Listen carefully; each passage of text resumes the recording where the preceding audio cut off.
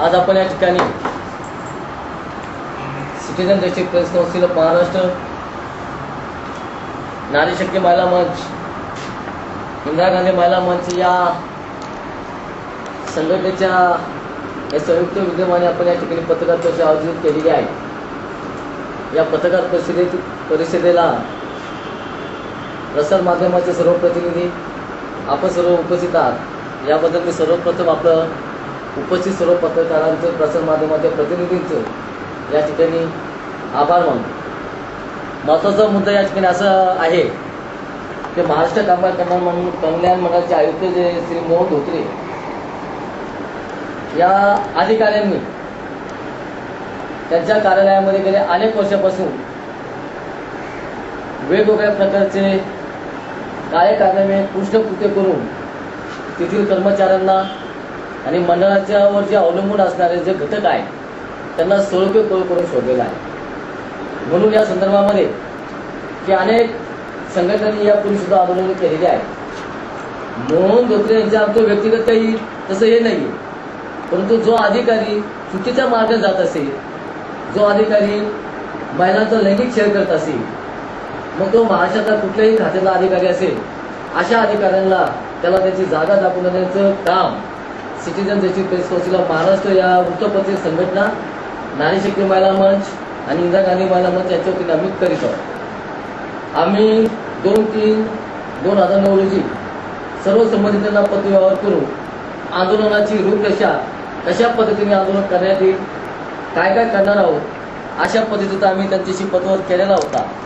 परंतु त्याच्यामध्ये नेमकं काय झालंय की धोत्रेंनी यापूर्वी जे काही लैंगिक छळवणूक केली होती आणि त्यांनी ते लैंगिक छळवणूक करत असताना त्यांनी जे अकार्यक्षम अधिकारी आहेत त्यांच्या संदर्भामध्ये शासनाने जी चौकशी नेमली होती, त्या चौकशीने मोहन धोत्रे 2006 साली त्या चौकशीने असा अहवाल दिलेला आहे की लैंगिक आणि इतर सगळ्या प्रकरणामध्ये मोहन धोत्रे हे अधिकारी दोषी आढळलेले आहेत आणि त्यांना त्वरित सेवेतून बडतर्फ निलंबित करावं असं त्यांनी शासनाकडे प्रस्ताव 2006 साली दाखल केलेला होता। परंतु आता 2006 झालं ते आता 9 चाललेलं आहे। या शासनाने कुठल्याही प्रकारचं कशाही प्रकारे कोणतीही कारवाई मोहन धोत्रेच्या विरोधात केलेली नसल्या कारणामुळं आमच्या संघटनेने व इतर ज्या संघटना आलेल्या आहेत त्यांनी सुद्धा वेगवेगळ्या पद्धतीने या आंदोलन या ठिकाणी सुरू ठेवलेलं आहे। 21/5/2009 सुद्धा आम्ही आझाद मैदान येथे धोत्रे यांना बडतर्फ करावं या मागणीसाठी छोडो मानो आंदोलन सुरू केलेलं होतं। वेगवेगळे आंदोलन आतापर्यंत आम्ही सुरू केलेले आहे। आता प्रामुख्याने या ठिकाणी आता अधिवेशन सुरू झालेलं आहे। सर्वात दुःखदायक घटना अशी आहे, गोष्ट अशी आहे की कॉम्रेड नरसय्या आडम या आमदार महोदयांनी धोत्रेंच्या विरोधात म्हणजे समजा आपल्या ह्याच्यामध्ये प्रश्न हाऊसमध्ये प्रश्न उत्तराच्या तासाला काही प्रश्न विचारले होते आणि त्यावेळेला तत्कालीन कामगार मंत्र्यांनी, गृहमंत्र्यांनी आम्ही त्यांच्यावर कारवाई करू असं आश्वासन दिलेलं होतं। दुर्दैवाची गोष्ट अशी आहे की एखादा हाऊसमध्ये एखादा निर्णय होतो, परंतु त्या निर्णयाची अंमलबजावणी होत नाही। एक आमदार त्या ठिकाणी छाती ठोकपणे या सगळ्या प्रक्रियेच्या विरोधात एकटे लढतात, परंतु त्यांना सुद्धा अशा पद्धतीने फसवण्याचं काम हे झालेलं आहे। लोकप्रतिनिधींना सुद्धा हे शासन लोकप्रतिनिधींना सुद्धा विश्वासात नाही तर कुठलंही काम करीत नाही। म्हणून या सर्व घटनेच्या दिशेने आम्ही उद्यापासून सर्व वेगवेगळ्या ज्या संघटना आहेत या संघटनेच्या माध्यमातून जोपर्यंत मोहन धोत्रे यांना बडतर्फ करत नाही तोपर्यंत आमचं हे आंदोलन, आमचा हा लढा कायमस्वरूपी चालू राहणार। त्याच्यात एक महत्त्वाचा मुद्दा त्याच्यामध्ये असा आहे की आता नुकतंच आता लोकसभेच्या निवडणुका झालेल्या आहेत। लोकसभेच्या निवडणुकामध्ये काँग्रेस पक्ष एक केंद्रामध्ये सत्तेमध्ये आलेला आहे। म्हणून सोनियाजी गांधी यांना सुद्धा आम्ही भेटून त्यांचं जे दिल्ली येथे जे निवासस्थान आहे 10 जनपद जिथे भेटून तिथं सुद्धा आम्ही जर एवढ्या 8 दिवसाच्या आतमध्ये या ठिकाणी कारवाई झाली नाही, परंतु आम्ही त्यांना वेळ दिलेली आहे। आम्ही आमचं आंदोलन 2 जूनपासून आझाद मैदान इथे सुरू करणार आहोत आणि सर्व बाकीच्या संघटना या ठिकाणी येणारच आहे। आता सर्वात महत्त्वाचा विषय त्याच्यामध्ये असा आहे की कोट्यावधी रुपयाचा बांधकाम घोटाळा सुद्धा या धोत्रेंच्या कालावधीमध्ये झालेला आहे। त्यानंतर कामगार निधीचा जो भ्रष्टाचार आहे तोही त्यांनी केलेला आहे। या अशा अनेक असे मुद्दे या ठिकाणी आलेले आहेत। म्हणून आम्ही आपल्या वेगवेगळ्या संघटनेच्या वतीनं एक आगळं वेगळं स्वरूपाचं आंदोलन, साहेबा कायदा पाळ, हे आमचं नवीन स्वरूपाचं आंदोलन उद्यापासून सुरू होणार आहे। म्हणून त्या अनुषंगाने सर्व पत्रकारांना विनंती आहे किंवा कोणाचंही जे काही आपण करतोय एक सामाजिक प्रश्न आहे, समाजावर जो अन्याय त्याचा करतो आपण, म्हणून त्या समाजावर होणाऱ्या अन्यायाच्या विरोधात आपण सर्वांनी आम्हाला या ठिकाणी मदत करावी। प्रसार माध्यमाचे असतील, प्रिंट मीडियाचे लोक असतील, त्या सर्वांनी सुद्धा आम्हाला तुमच्या ताकदीवरच आमचं आतापर्यंत आंदोलन चालू झालेलं आहे। इथून सुद्धा पुढच्या काळामध्ये आपलं सहकार्य असंच आम्हाला असावं अशी मी या ठिकाणी सर्वांना विनंती करतो। आणि वस्तुस्थिती काय की महाराष्ट्र टाइम्स असेल, संपूर्ण महाराष्ट्रातले जे नावलेले वृत्तपत्र जे आहे, मग महाराष्ट्र टाइम्स असतील, त्याच्यानंतर DNA पेपर असतील, त्याच्यानंतर अनेक वृत्तपत्राला या गेल्या 3 ते 4 वर्षामध्ये मोहन धोत्रे यांनी काय प्रताप केलेले आहे त्याचं सगळं म्हणजे सगळं वृत्तपत्र ते छापून आलेलं आहे। म्हणजे खरंच असं म्हणावं लागेल की एवढं सगळं घडून देखील कुठल्याही प्रकारची कारवाई त्यांच्यावर होत नाही। परंतु आता आमची लढाई ही निर्णायक टप्प्यात आम्ही आता घेऊन जाणार आहोत। जोपर्यंत त्यांच्या विरुद्ध काही कारवाई होत नाही, जोपर्यंत सेवेतून ते बडतर्फ होत नाही, तोपर्यंत हा लढा citizen justice press council of Maharashtra, Indira Gandhi महिला मंच, नारी शक्ती महिला मंच या सर्व संघटनेच्या वतीने आम्ही कायमस्वरूपी चालू ठेवणार आहोत। आता आम्ही फक्त आता कसं आहे की कुठंतरी काहीतरी घडलं पाहिजे। आता जे सर्व घडत असताना आमचे एसयूचे प्रतिनिधी, आमचे जे पत्रकार आहेत, त्यांना सुद्धा काही ठिकाणी म्हणजे मंत्रालयामध्ये सुद्धा त्यावेळेला त्यांना धक्काबुक्की आणि मारहाणीचा असा एक प्रकार घडलेला होता। त्याचा योग्य तो निषेध, त्याची योग्य ती दाद फिर्याद आम्ही सर्व संबंधितांकडे केलेली आहे। परंतु परिस्थिती अशी निर्माण होती, हायकर आणि नाहीतर हायकर वर्गाचं जे नेतृत्व करणारे लोक आहेत त्यांची दादागिरी पैशाच्या जोरावर, सत्तेच्या जोरावर दिवसेंदिवस वाढत जाते। आणि जो एक सर्वसामान्य माणूस असतो की तो फक्त आपलं कर्तव्य पार पाडण्याचा प्रयत्न करतो, बाजूलाचा प्रयत्न करतो, त्याला कुठेतरी जाणून बुजवून त्यांनी त्याचं न्याय हक्क, इतरांचे जे न्याय हक्क आहे ते कुठं त्यांनी शासनाद्वारे मानू नये अशा पद्धतीचा प्रयत्न गेल्या 1 ते 1.5 वर्षापासून या ठिकाणी सुरू झालेला आहे। म्हणून जे काही घडतंय हे सर्व आपण सर्वसामान्य जनतेला न्याय देणारे पत्रकार, प्रसार माध्यमाचे प्रतिनिधी असतील ते पण तसेच आहेत।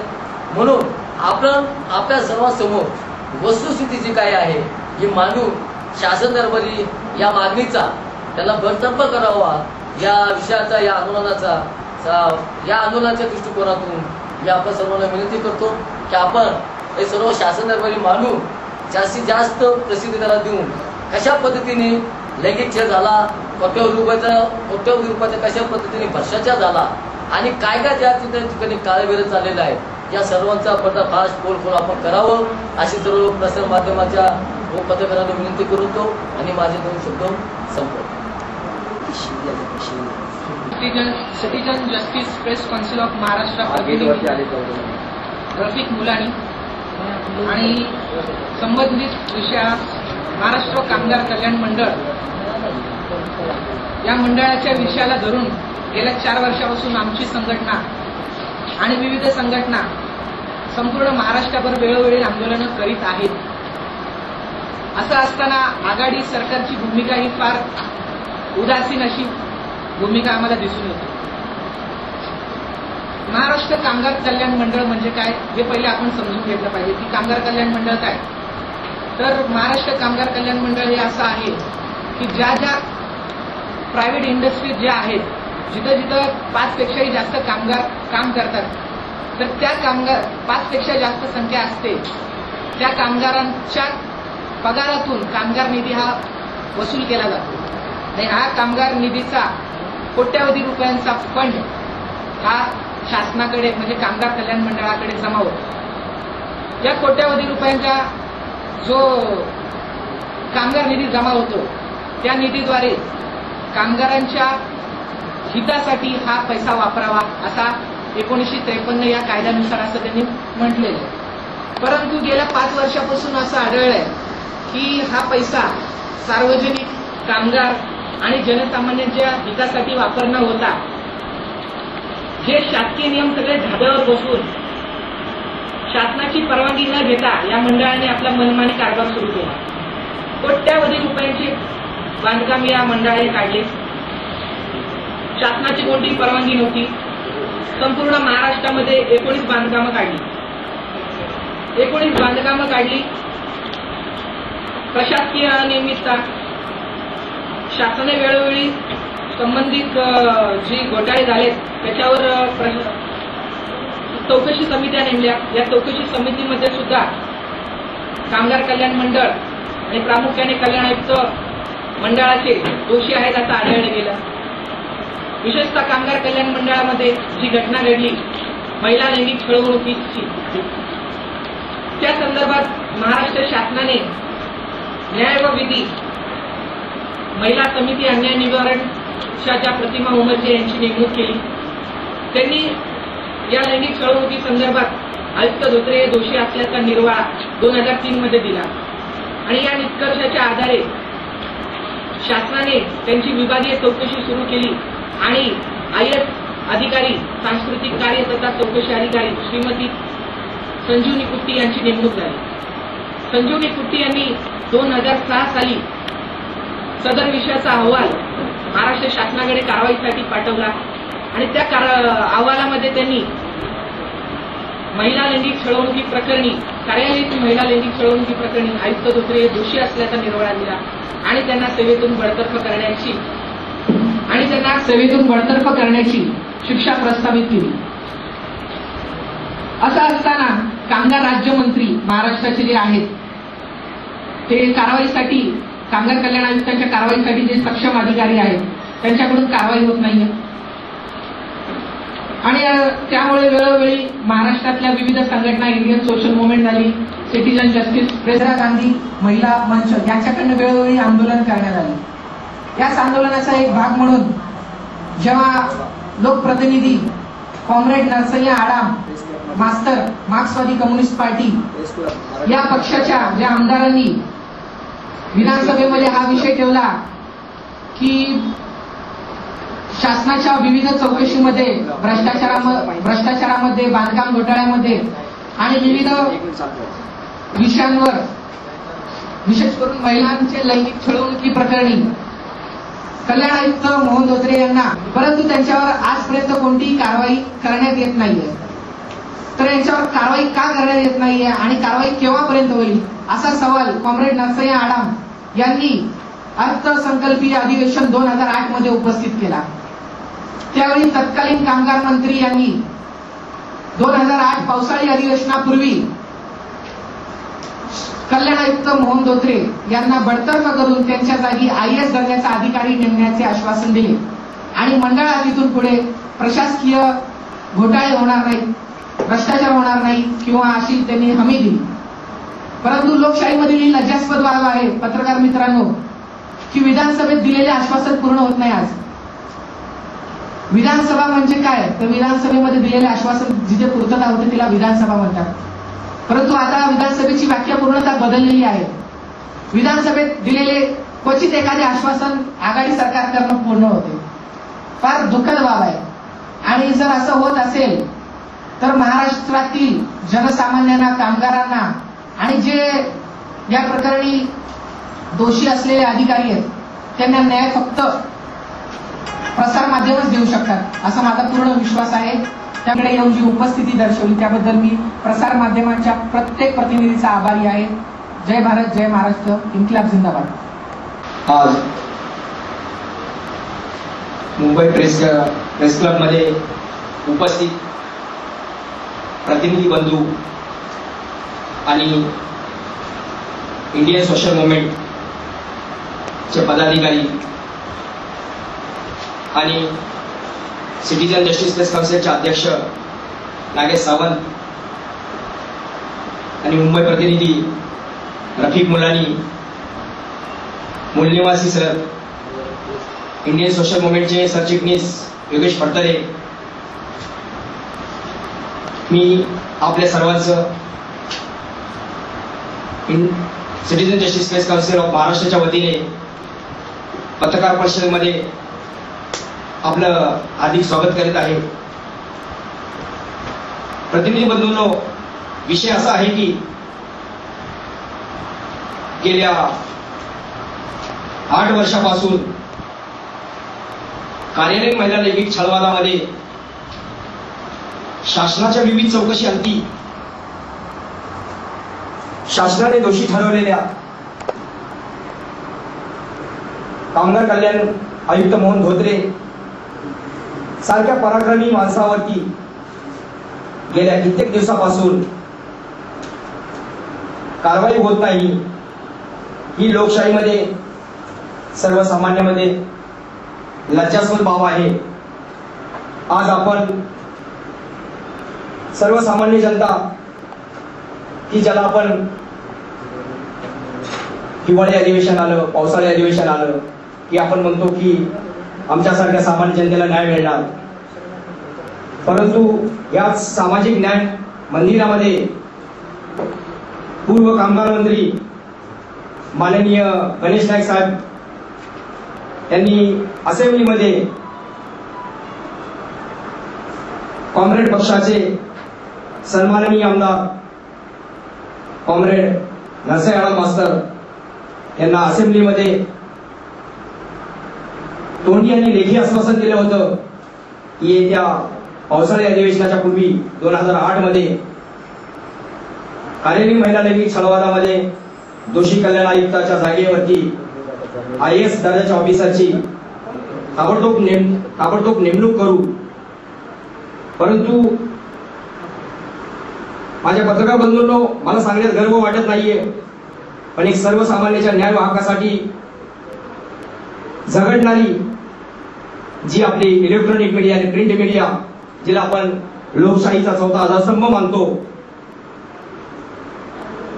पाठीमागच्या वेळेस आपल्या आरारावांनी पत्रकारांच्या वरती जर हल्ला झाला, कोणी केला, तर त्यांच्यासाठी आम्ही स्वतंत्र कायदा बनवू. हे फक्त आमच्या आवाजचं पोकळ आश्वासन होतं. जसं आपण म्हणतो ना, मराठीमध्ये एक म्हण आहे, सरकारी खातं 6 हात रितं, इथं तर 4 हात रितं आहे. मंत्री लोक हे फक्त पोकळचे आश्वासन देतात की ते पत्रकारांच्या वरती हल्ले होतात. पत्रकार बंधूंनो, मी सर्वसामान्य कामगार मंडळातील अत्याचार पीडित कामगारांचे विचार वृत्तपत्रातून माझ्या लेखणीतून मी लिहिले असता गुंड प्रवृत्तीच्या कामगार मंत्री गणेश नाईकांच्या कार्यकर्त्यांनी विधान मंत्रालयामध्ये माझ्यावरती प्राणघातक हल्ला केला होता. त्याची रीतसर तक्रार आमच्या संघटनेच्या वतीने देण्यास गेलो असता मुंबई पोलिसांना हाताशी धरून माझी साधी तक्रार सुद्धा घेतली नाही. परंतु आज या पत्रकार परिषदेमध्ये मी ठामपणे आपल्याला सांगत आहे की जोपर्यंत भ्रष्टाचारी मोहन धोत्रेवर कारवाई होत नाही, तोपर्यंत citizen justice press council of Maharashtra, नारी शक्ती महिला मंच, इंदिरा गांधी महिला मंच आणि विविध आमच्या मित्र संघटना आणि महिला संघटना यांच्या वतीने जोपर्यंत धोत्रेला खुर्चीवरून खाली करत नाही आणि सरकारची झोप उडवत नाही, तोपर्यंत आमचा हा लढा शेवटच्या क्षणापर्यंत चालूच राहणार आहे. हे मी आज आपल्याला सांगत आहे. 17 जून 2006 पासून गेल्या कित्येक अनेक वृत्तपत्रामध्ये धोत्रेंच्या काळ्या कारनाम्याचा पर्दाफाश केला होता. परंतु मी आज पूर्णपणे सांगत आहे, आपल्याला सांगू इच्छितो की पूर्व कामगार मंत्री आणि कामगार राज्यमंत्री धोत्रेवरती आज तक कोणती कारवाई तर केलीच नाही, परंतु मात्र बचाव करण्याचे काम मात्र केले आहे. परवा आम्ही पाठीमागच्या हप्त्यामध्ये नवाब मलिक साहेबांची आम्ही भेट घेतली citizen justice press council of महाराष्ट्राच्या शिष्टमंडळाने. त्या टायमाला तर आमच्या मंत्री महोदयांनी सांगितलं ते काय झालं की खाते वाटपाच्या टायमाला आम्हाला नाराजी झाली, म्हणून मला असं वाटतं की कदाचित ते कारवाई करायसाठी सुद्धा नाराज असावेत. जसं की आमच्या आताच तुम्ही पाठीमागच्या 15 दिवसापूर्वी आपण ऐकलं सुद्धा असेल, पेपरमध्ये वाचलं असाल, या टीव्हीवरती पाहिलं असेल, आपल्या राज्याचे गृहराज्यमंत्री डॉक्टर नितीनराव साहेब त्यांचा पराक्रम मनोरीमध्ये उघडकीस आला होता. त्याच राऊत साहेबांना जेव्हा आमच्या सिटीजन जस्टिस प्रेस काउन्सिलच्या प्रतिनिधींनी त्यांच्या भ्रमणध्वनीवरती आम्ही जेव्हा त्यांचा अमूल्य वेळ इंटरव्ह्यूसाठी मागितला होता, तेव्हा आमच्या गृहमंत्री महाशयांना कामगार कल्याण मंडळातील कर्मचाऱ्यांच्या दुःखाबद्दल काहीही करायचं नाही. त्यांना कोणत्या देवाचं वेळ लागले वाटतं. ते सोलापूरला देवाला चालले होते. महाशय तसेच त्यांचे पीए सिद्धार्थ खरात त्यांना आमचे प्रतिनिधी भेटले होते. ज्येष्ठ प्रतिनिधी जे ज्येष्ठ नागरिक आहेत, Suhas Haldankar, citizen justice press काउन्सिलचे महाराष्ट्राचे संघटक. तेव्हा त्या सिद्धार्थ खरात महाशयांनी तर असं सांगितलं, हळदणकर तुम्ही आता रिटायर आहात, तुम्ही म्हातारे झाले आहात, तर आता तुम्ही हे प्रकरण सोडून द्या. मला वाटतं की पैशाची दक्षिणा सिद्धार्थ खरातांच्या खिशामध्ये तर मी म्हणू शकत नाही, कारण की मी पाहिलं नाहीये. जर पाहिलं असतं ते मी माझ्या वृत्तपत्रामध्ये मी लिहिलं असतं आणि आमच्या अहमदनगर जिल्ह्यातील एस न्यूज मराठी चॅनलवरती मी पुराव्यासहित प्रकाशित केलं असतं. परंतु ती खैरात अक्षताच्या स्वरूपात जशी नवरदेवाच्या डोक्यावरती पडते तशी सिद्धार्थ खरातांच्या डोक्यावरती नसली पडली, खिशात नसली पडली, तर आजूबाजूला तर नक्कीच पडली असेल हे मी 100% विश्वासाने सांगू इच्छितो. कारण की पैसा बोलता आहे. आज पत्रकार बंधूंनो, याच्या अगोदर पण आम्ही मुंबईमध्ये बहुसंख्य प्रिंट मीडिया, इलेक्ट्रॉनिक मीडियांना आम्ही फॅक्स केले होते, कळवलं होतं. त्याचप्रमाणे आज आमच्या इथे उपस्थिती जशी दिली त्याबद्दल त्यांनी आमचा एक पत्रकार संघटनेचे प्रतिनिधी म्हणून आमचे सिटीजन जस्टिस प्रेस काउन्सिलचे अध्यक्ष नागेश सावंत यांचा मान सन्मान राखला. त्याबद्दल मी सर्वांचे सिटीजन जस्टिस प्रेस काउन्सिलच्या वतीनं धन्यवाद करतो. जय हिंद, जय महाराष्ट्र. या संघटनेच्या वतीने महाराष्ट्र कामगार कल्याण मंडळ आणि महाराष्ट्र राज्याचे मुख्य सचिव यांच्या विरुद्ध आपण जर इतर याचिका सेक्शन 80 ची नोटीस इश्यू केलेली आहे. कायदेशीर नोटीस जी कळवणार की आपल्याला ती सेक्शन 80 ची नोटीस आपण शासनाने इश्यू केलेली म्हणजे पाठवलेली आहे. त्याचा अद्याप काही रिप्लाय अजून काय आलेला नाही. जी काही न्यायालयीन कारवाई जी करायची होती त्या न्यायालयीन कारवाईसाठी याचिका जनहित याचिका क्रमांक 58/2006 ही याचिका उच्च न्यायालयामध्ये करण्यात आली होती आणि या न्यायालयाचा निर्णय मंडळाच्या विरोधात गेला होता. मंडळामध्ये जे जे काही बांधकाम भ्रष्टाचाराचे घोटाळे झाले, आर्थिक प्रशासकीय गैरव्यवहार झाले, त्या संदर्भात हायकोर्टाने मंडळावर ताशोरे काढून स्टेट्सला डायरेक्शन दिले होते की या मंडळाचे जे आयुक्त म्हणजे जे मंडळ पूर्ण दोषी आहे या मंडळावर पूर्ण कारवाई करण्यात यावी असं त्यांनी डायरेक्शन दिले. ऑफ महाराष्ट्राच्या वतीने सेक्शन 80C ची नोटीस महाराष्ट्र शासनाला पाठवण्यात आलेली आहे. ज्या नोटीसच्या आधारे शासनाला आम्ही कळवलेलं आहे की 1 महिन्यामध्ये महाराष्ट्रात कामगार कल्याण मंडळातील बांधकाम भ्रष्टाचार, महिला कर्मचाऱ्याची लैंगिक छळवणूक आणि कित्येक प्रशासकीय गैरव्यवहार यामध्ये जे दोषी आयुक्त आहेत त्यांना बडतर्फ न केल्यास विविध शासकीय अहवालांमध्ये चौकशी अंती त्यांना जी शिक्षा देण्यात आली आहे त्यानुसार त्यांना बडतर्फ न केल्यास आम्ही उच्च न्यायालयामध्ये जाणार आहोत अशी सेक्शन 80C ची notice citizen justice press council of महाराष्ट्राच्या वतीने दाखल करण्यात आली. जस्टिस प्रेस काउन्सिल ऑफ महाराष्ट्राच्या वतीने त्यावेळेस कविता गुप्ता यांनी ज्या काही रिपोर्ट्स आहेत बांधकाम भ्रष्टाचार, प्रशासकीय गैरव्यवहार आणि सेक्शुअल हॅरेसमेंटची जी केस आहे त्यावर सगळे रिमार्क्स पाठवून त्याच्यावर त्वरित कारवाई करण्यात यावी आणि चौकशी अहवालामध्ये जी शिक्षा दिलेली आहे त्यानुसार आयुक्तांना शिक्षा व्हावी अशी शिफारस कामगार राज्यमंत्री माननीय नितीन राऊत यांच्याकडे पाठवलेली आहे. कामगार अधिनियम 1953 नुसार महाराष्ट्र कामगार कल्याण मंडळ अध्यक्ष आणि कामगार राज्यमंत्री यांना आयुक्तावर कारवाई करण्याचे पूर्ण अधिकार दिलेले आहेत. त्यामुळे कामगार ज्या सचिव आहेत त्यांनी त्यांची भूमिका साफ बजावलेली आहे. आता फक्त आम्ही नितीन राऊत यांच्याकडून न्याय मिळण्याची अपेक्षा बाळगतोय. अजून काही कोणाला काही या ठिकाणी संपर्क साधण्यात आलेला आहे. जवळजवळ 15 ते 16 संघटना उद्याच्या आंदोलनामध्ये सहभागी होणार आहे. यापूर्वी सुद्धा आपण बांगड्या भरो आंदोलन केलं होतं शासनाच्या निषेधार्थ, जोडो मारो आंदोलन केलेलं आहे.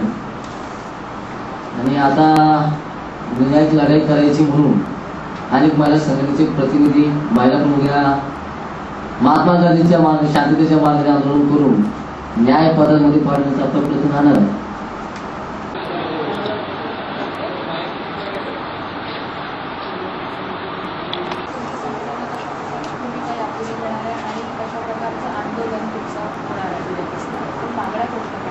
सर्वात महत्त्वाचा प्रश्न या ठिकाणी असा आहे की गेल्या 2 वर्षापासून महाराष्ट्र कामगार कल्याण मंडळामध्ये मोहन धोत्रेंनी जो काही भ्रष्टाचार सुरू केलेला आहे, त्याचबरोबर त्यांनी लैंगिक शोषण जे केलेलं आहे, शासनाने त्याच्या ज्या वेगवेगळ्या समित्या जे काही नेमल्या होत्या त्या सर्व समित्यांच्या माध्यमातून ते दोषी आहे हे सिद्ध झालेलं आहे. मग सिद्ध झाल्यानंतर देखील सुद्धा शासनाचे प्रतिनिधी किंवा जे कोणी असतील त्यांनी त्याच्या कुठल्याही प्रकारची कारवाई केलेली नाही.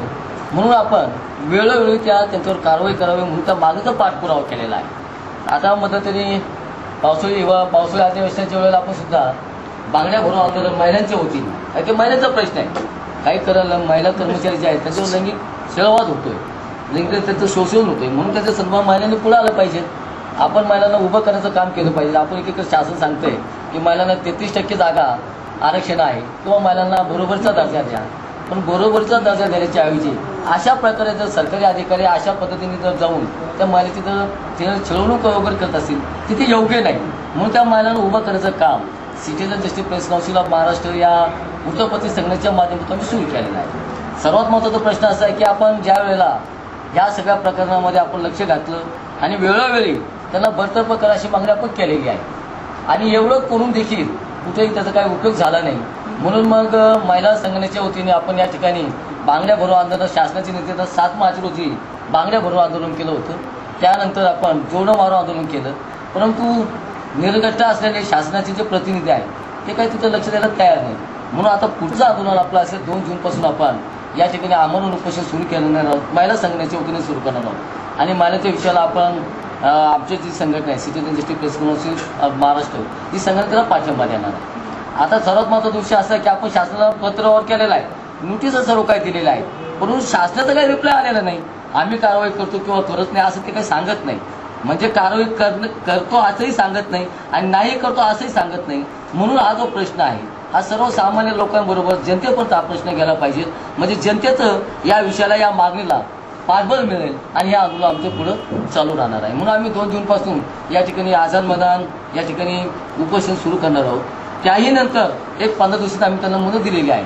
15 दिवसाच्या कालावधीमध्ये जर त्यांच्या कुठल्याही प्रकारचं काही कारवाई झाली नाही तर UPA अध्यक्ष सोनिया गांधी यांच्या निवासस्थानी सगळ्या महाराष्ट्रातल्या वेगवेगळ्या संघटनेचे वेगवेगळ्या महिला प्रतिनिधी संघटना प्रतिनिधी यांना गुंतवून आम्ही आंदोलन करणार आहोत. सर्वात महत्त्वाचे असे आपली सामाजिक लढाई सुरू असताना आम्ही शैक्षणिक नीतीप्रमाणे म्हणजे कायदेशीर सुद्धा लढाई झाली पाहिजे की हा प्रश्न जो आहे हा शासन दरबारी तर जनतेच्या वृत्तपत्राच्या सर्वांच्या माध्यमातून जाईलच, परंतु कायदेशीर सुद्धा लढाई आपण ही केली गेली पाहिजे. म्हणून आम्ही शैक्षणिक नीतीची नोटीस महाराष्ट्र शासनाला मुख्य सचिवांना आणि सर्वांना ती पाठवलेली आहे. आता पावसाळी अधिवेशनाच्या वेळेलाच उपोषण केलं. हो आणि आताही पावसाळी अधिवेशन सुरू झालेलं आहे, ते अधिवेशन सुरू या दरम्यान तुम्ही काही यासाठी केलं की नाही की हा कालावधी फक्त फिक्स ठेवलेला आहे? तसं नाही. उन्हाळी अधिवेशनामध्ये सुद्धा केलं होतं. पण कसं असतं की आता आपण अधिवेशन म्हणल्यानंतर सगळे मिनिस्टर वगैरे सगळे इथे मिळतात. कारण की ग्रामीण भागाच्या ज्या महिला आहेत त्यांना जो काही प्रश्न त्यांना मांडायचे जे असतात आणि त्या प्रश्नाची सोडवणूक व्हावी हा त्या पाठीमागचा उद्देश आहे. म्हणजे तसं पिरियड वगैरे काही नाही. म्हणजे मागच्या वेळेला हिवाळी अधिवेशन केलं म्हणजे आता हिवाळी अधिवेशन तसं काही कारण वगैरे तसं काही नाही. फक्त केवळ कसं की अधिवेशन म्हणल्यानंतर सगळे मंत्रिमंडळ इथं असतं म्हणून त्या अनुषंगाने सगळ्यांच्या भेटीगाठी होतात. सर्वांना त्या प्रश्नाची तीव्रता काय आहे हे कळवण्याचं काम आपण आपल्या संघाच्या माध्यमातून करत असतो. Press council of Maharashtra, citizen justice press council of Maharashtra, नारी शक्ति महिला मंच और इंदिरा गांधी महिला मंच, ये तीनों संगठन के संयुक्त उद्यम आने से 2 जून से महाराष्ट्र कल्याण मंडल के आयुक्त धोत्रे, इनके खिलाफ में कार्रवाई होना चाहिए और उनको नौकरी में से बर्तरफ करना चाहिए। ये प्रमुख मांगने के लिए हम आंदोलन छेना शुरू कर रहे हैं। गए 3 साल से कामगार कल्याण मंडल के अंदर उन्होंने लैंगिक अत्याचार किया है महिलाओं के साथ में। मजदूर जो महिला है, जो कर्मचारी है, वो उन्होंने लैंगिक अत्याचार करने के बाद उसके बाद में उन्होंने बहुत सा भ्रष्टाचार भी वो कार्यालय के अंदर किया है। बार बार हम शासन की तरफ जाते हैं, मुख्यमंत्री की तरफ जाते हैं, कामगार मंत्री की तरफ जाते हैं और जाके उनको बार बार कहते हैं कि इनके खिलाफ में कुछ भी कार्रवाई होना चाहिए, आज करेंगे, कल करेंगे, ऐसा आश्वासन देके वो हमें आज तक उन्होंने कुछ भी कार्रवाई की नहीं।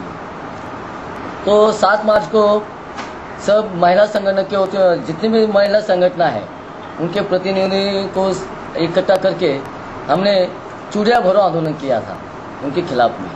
उसके बाद में जूते मारो आंदोलन भी वो हुआ है। अभी ये 2 आंदोलन होने के बाद में अभी तीसरा आंदोलन कल से हम यहाँ अनशन करने वाले हैं। तीसरा आंदोलन क्या रहेगा? अब उपोषण रहेगा का, जब तक तो उनके खिलाफ में सख्त कार्रवाई होती नहीं तब हमारा उपोषण तब तक चालू रहेगा। कल से हम शुरू कर रहे हैं। उसके बाद में भी अगर कुछ महाराष्ट्र शासन कुछ दखल लेता नहीं है या कुछ कार्रवाई उनके खिलाफ में करता नहीं है तो फिर यूपीए अध्यक्ष सोनिया जी गांधी जो है वो भी एक महिला है और जो महिला के ऊपर अन्य अत्याचार हुआ वो भी एक महिला है। देखेंगे सोनिया जी की तरफ जाके कि तुम्हारे एक महिला के ऊपर ऐसा ऐसा अन्य अत्याचार होता है तो वहाँ भी हम उपोषण वहाँ भी करने वाले हैं। ठोस क्या है, प्रूफ क्या है? महिला है, हमारे पास में सब कुछ पुरावे हैं, जो भी कुछ चाहिए तो मैं आपको दे सकता हूँ। और शासन को भी जो सरकार है, सरकार के जो प्रतिनिधि हैं उनके तरफ भी वो पुरावे हमने दिए है, सब उनके पास में भेजे है ना। अभी जो 2006 साल में वो 3 में वो जो जो मैडम है उन्होंने भी उनके खिलाफ में शासन की कमेटी है, महिला की जो अन्य अत्याचार जो होते हैं वो शासन की कमेटी है, उन्होंने संजीवनी कुट्टी उन्होंने उनके खिलाफ में रिपोर्ट दे दिया है तो भी वो कार्रवाई आज तक हुई नहीं है। आमदार जो नरसैया आडम उन्होंने भी विधान भवन के अंदर उन्होंने भी कहा था, उन्होंने तो उनके खिलाफ में बहुत बड़ा आवाज उठाया था, लेकिन वहाँ के तत्कालीन जो मिनिस्टर है उन्होंने कहा था कि उनके खिलाफ में हम कार्रवाई करेंगे, लेकिन विधान भवन के अंदर कुछ भी कार्रवाई आज तक हुई नहीं है। यानी कि उन्होंने आमदार को भी फंसाया है इस सरकार ने। इस वजह से हम सब मुद्दे इकट्ठा करके 2 तारीख से आंदोलन शुरू कर रहे हैं। तो उनके ऊपर कार्रवाई न होने के पीछे क्या राज है? इनके पीछे उनके यहाँ तत्कालीन मुख्य जो लेबर मिनिस्टर जो है और इनकी दादागिरी बहुत है, मोहन धोत्रे की दादागिरी है, गणेश नाइक और उसके बाद में नितिन राउत अभी भी कामगार राज्य मंत्री, ये उनको सपोर्ट करते हैं। एक्चुअली इस केस में एज पर 1953 लेबर एक्ट इस प्रकरण में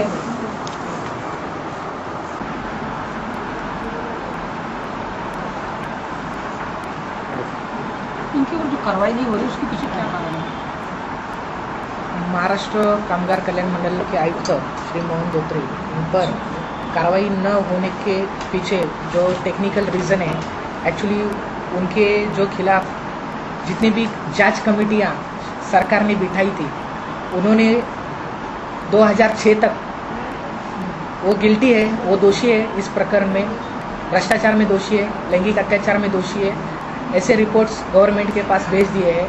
और इन जांच कमेटियों ने, सरकार की जांच कमेटियों ने उनको इंक्वायरी पूरा होने के बाद he should be terminated from the service ऐसा कहा है, उनको सेवा से बर्तरफ किया जाना चाहिए।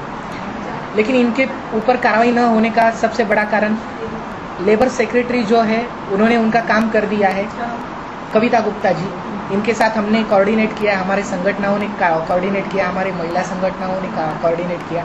उन्होंने जितने भी रिपोर्ट्स है उनके पे रिमार्क्स देके कामगार राज्य मंत्री डॉक्टर नितिन राउत इनके पास भेज दिए। परंतु जो कामगार राज्य मंत्री Nitin Raut, he is a disciplinary authority, जो एक्शन लेने के लिए 1953 जो लेबर एक्ट है उस एक्ट के हिसाब से कामगार राज्य मंत्री और कामगार कल्याण मंडल का अध्यक्ष यह कल्याण आयुक्त को सस्पेंशन और उसकी अपॉइंटमेंट दोनों की अथॉरिटी उनके पास है, वो जो उनके पास पावर दी गई है। इसकी वजह से लेबर सेक्रेटरी उनके पे एक्शन नहीं ले सकती है, बट जो लेबर स्टेट मिनिस्टर है उनके पास से एक्शन लेने में डॉक्टर नितिन राउत उनके पास से विलम्ब हो रहा है। अभी विलम्ब के रीज़न तो मैं जानता नहीं। गणेश नाइक मंत्री हैं, हाँ, उनसे क्या आप लोग अपेक्षा रखते हैं? गणेश नाइक तो he is a former minister, अभी वो नहीं है, उनकी जगह पे नवाब मलिक आए हैं।